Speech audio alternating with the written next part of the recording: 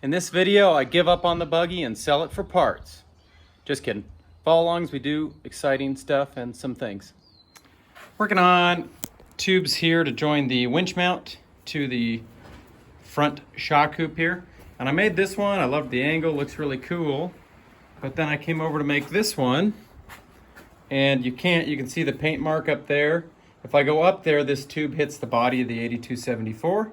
So shortened it up, moved it down a bit. And so I'm gonna cut the tacks on the other one to shorten it up and make it match. Otherwise, you get one down there and one up here that just looks a little too silly. So easy enough. Luckily, I did not put too much weld on that. It's a good reminder to tack the car together while you're building it and not weld a whole bunch of stuff.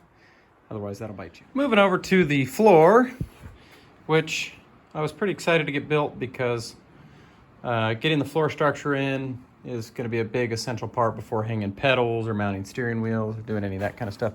So this is 3/4 inch square, I think 063 wall tubing.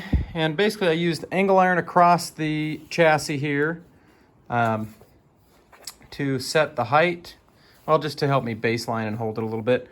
Coped this to where it sits just on top of the crossbar. So again, this is a little bit on top, that's a little bit on top, that's a little bit on top. And I set this tube down 1/4 inch from the top rail. So basically, if I make my floor to where it sits on this rail, it'll go across, and if I put some trick tabs here, I can stand them a little bit proud to where they key in just on top of the square tube, and they won't be a high spot. So by cheating basically everything down just a little bit from the side rails, I think I should be able to get the flooring to where I notched around those tubes and it sits right on top of the square tube, which I think will give it a nice finished look. And I could even tap this for those outer rails in a couple of spots if I wanted. This is 188 wall thick. But this is letting me set some of the height of where the floor is going to be there. So first tube is in. I'll probably mirror that on the other side, and then I might make some tube to kick off here. Again, I think the coupler is going to be right on the edge of the seats here when I put that in. So as long as the structure I bring over doesn't get in the width of the pan of the transmission, my vision of being able to pull it straight up will still be good. But I haven't decided if I'm going to add rails in here. I don't know that it needs strength there really, and I haven't decided what I'm going to do for kind of a center console / doghouse arrangement. So I want to take the outside Fairlead, get it right about there. See how it lines up. It's going to be down a little bit. Most of the time I find when I'm winching it's kind of a downward pull, so I'm putting just a slight angle on it there. Going to make a plate, I think, that brings it up to the tube, and then I can tie that to the front bumper how I choose to do that. Coming over here, this is, roughly you can see where the Fairlead opening is going to be. This is what I think the plate needs to be. And then this line is going to get cut to put a little bit of slant on there. So let me cut this out. Unfortunately, I don't have a plasma cutter right now, so this will be 20 minutes of misery with a cutoff wheel, but it'll get it done. Plate is in. I like the height to the winch. I'll do some plates here on the side. I'll get to the serial box-aided drafting, make those, and then obviously marked where the slot's going to get cut out of the grill. But I really think from most angles you're not going to know that there are slots cut out of the grill, and I think the grill's strong enough. It's not holding any structure now. It's not going to get wonky or anything once I cut it. Or at least that's what I think. All right, here's a good example of where saving money costs you time, but that's where we're at. These are the old bump mounts off the front of the Jeep. I'm going to knock the bump stop out, and then I got to real carefully cut all this off and try and do a good job not to scar up the can so that I can start working on the front bump stop mount. I'm using the can, see the black can with the crap not cut off yet, to set the height of the bump stop against the axle. So I measured this 1.25 inches, and then I want about 1 inch here. So basically 2 1/4 inches from the bottom of the cup gets me to where the shock shaft or the air bump bottoms out before the shock shaft of the coilover ever does. There's different debate on how conservative you go with this, but basically I will never bottom out my coilover shock, which I'm happy with. So that comes over to this can, which is the can that I cut the old one off. Here's the bottom, that's the pinch bolt. Here's the top where the bolt goes through. This 1-inch, whatever, piece of wood, it was a 1x4 or something, and a 2x4 together makes the height that I want. So I stick it there, and I've got this coped real nicely, which I wanted to pick up that joint in the frame. This will line up nice, but lines up there real nice. I'll get it centered, obviously on the axle right now. I'm just doing it with my hand, but that gets the height off of the axle tube that I want. The coilover is still at full bump with my rec tube height, so that sets it up real nice there. And then I will just verify the distance off of the top of the ball joint to the bump stop cup and match it when I do the other side. And I think it should turn out pretty nice. So I'm thinking what I'm gonna do is weld this guy on the bench over there because it's a little bit tricky to get all the way around it. And then I get it lined up in there. And then we'll probably add a tube going from here to there. So it's got some front to back stability and some side to side. All right, all bench welded. Stacking some dimes tonight. I never really know when I'm gonna weld good or not. Just has to do with whether my arm's stiff or something, but welding on the bench always helps. Boom. We have bump stop mount on one side. Happy with the height. I like the pinch bolt location. It's gonna clear my shock bolt just fine. And we've almost entirely encapsulated that joint there, so that's definitely not gonna break. Welded what I could get to, so move on to the other side. All right, got the other one going. First tube, frying some bacon. I realized what I did here is I turned the settings on the welder a little bit colder than I would normally use them, so I'm right just a tick over the 1/8 inch setting on my MIG Max 215 from Hobo Freight. But just moving a lot slower with that colder, and it is quite happy with it tonight. All right, other side is done. Matches well enough. Came together real nice. Welded what I could reach. Time for a task I've been dreading, which is making the other half of this link mount. So started with some 2-inch 120 wall DOM, welded a cap on it that's 3/16, and now I'm going to use some tube to tie back into these front two bars there. Kind of a pain, a lot of tube coping, but should look nice. I came up with, so that's tying the top of the link mount. This one's coming up to the 188 wall slider section. This guy's going over to the frame, so it should tie it to two different sections of the car. Obviously the link and Heim will need to come out of there before all that gets welded so I don't burn anything up. But I think that's gonna work just fine. So you can see it's squared here. A little bit of angle down there. But anyway, so now to do it on the other side. Started working on the pedals now that I have a seat mounted. Back up a little bit so you can see. But basically what I did is make a plate that picks up the drive-by-wire pedal, which for now I'm gonna stick with. I wanna run a modified GM ECU, and that's what I got. So I think that's gonna be fine. We'll see. I know there's a lot of ways to tune the feel of the pedal, but ultimately the throw of the pedal is super short. I'll show you. It only has, at the top of the pedal, it's like 1 inch of throw, which is where your toe is going to be driving it most of the time. So I could see why it's hard to get good feel with that. But basically, I've spent a whole bunch of time working on this mount to get this where I thought was a good spot. But after sitting in the car and finally having it tacked hard enough to where I can actually cycle the pedal and pretend like I'm doing race car things, I just think it's too far forward. I originally was trying to keep, a fair bit of my shoe behind the exhaust manifold, so it would be cooler, but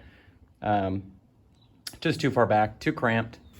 So back to the drawing board. All right, after abandoning my cool looking tube plate, some 1/8 inch sheet metal it is. Well, not really sheet metal plate, but this is getting the pedal further back where I want it. It's gonna be real close to, whatever the engine cover doghouse ends up being, but it leaves me enough room to get a nice brake pedal in there. So I think that's gonna be the way it's gonna go. So I'm gonna take this off. I'm gonna weld it because it's just since flat plate, if you don't put some weld on it, it just wants to move all over the place. So I'm gonna weld it. This top will bend to the tube real nice and get welded in there. That'll be seamless. And after that, we'll see where I want to stick the brake pedal and master cylinder and make sure I leave room for the steering shaft to go in between the two, which I think I should have plenty. Up next is the brake pedal. So what I did for this one is made a plate, 2.5 into the bottom, 4 inch at the top. Made it so the master or the pedal bolts to it. So Willwood's 7-inch pedal, which I did the math because I want manual brakes. And according to the math on Busted Knuckle Off-Road, they do a real nice spreadsheet you can find on their website. It helps you calculate based on your calipers, front and rear, your tire size, and the master cylinder that you're going to use, the bore of the master, what length pedal you want. And the 7-inch throw pedal is going to get me right where I need to be. And I've got a little bit of room if I ended up wanting to add an inch to it or something. You know, that's an option. But you can see the bolt pattern for this Willwood pedal is vertical. The master cylinder I want to use is from a late 60s to mid 70s Corvette with manual disc brakes, front and rear. This is a Delco one. You can get these for like 65 bucks. They're not hard to find and save a whole bunch of money compared to buying, you know, Willwood Master. But you can see the bolt pattern is totally different. These are horizontal, they're wider. So this is going to get its own separate plate made. And then the way I'm going to align the two is with a bolt that's on center line. So I'll have one that's center line on the master cylinder bolt holes and center line here, and then I can just stick a spacer between them and a bolt it all together.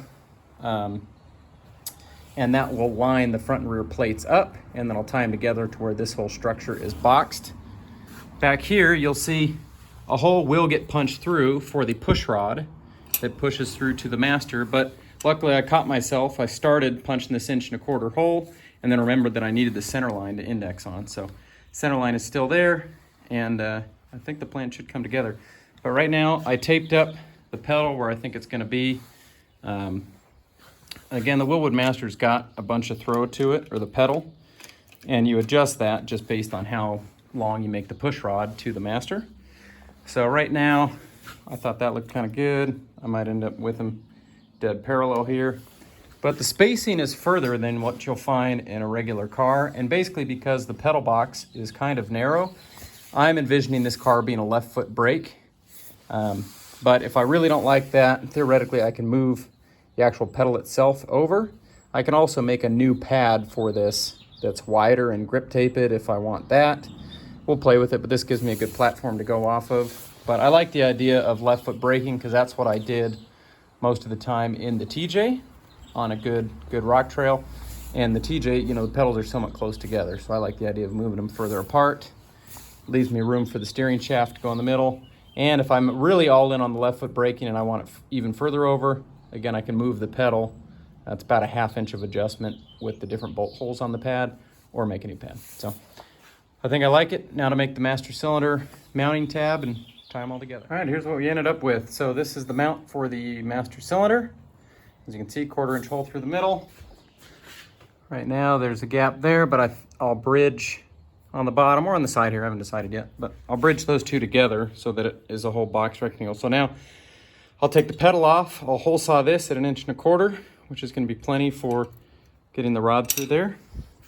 And then over here, this is going to get hole sawed at 1.75 inches, which will fit the cylinder of the master cylinder through.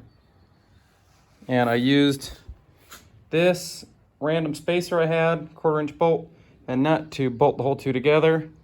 And then I made the fill piece here, which is at an angle to get to the bar. And the reason it's at an angle is because I slightly canted this pedal towards the center line of the car.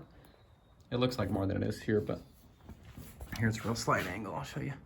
But basically that's because when I sat in the car, I'm sitting, the center line of my butt, let's say, is here. So you are at a slight angle because your feet are going next to the motor, which is not, you know, typical for a regular OEM, but I found that it was more comfortable putting a little bit of angle on that brake pedal. Master cylinder painted, bolted in, pedal, Right now there's no push rod. It's a fine thread and really long, so I need to find if I can track down some fine all thread.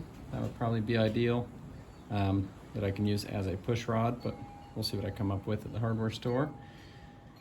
And just using this to kind of hold the pedal in place, but pretty happy with that. I think the steering shaft's gonna come right in this region. Brake lines spit out of here, and then I'll put the proportioning valve probably right over there for the rear bias. And plenty of leg room. I think the height off the floor is pretty comfortable.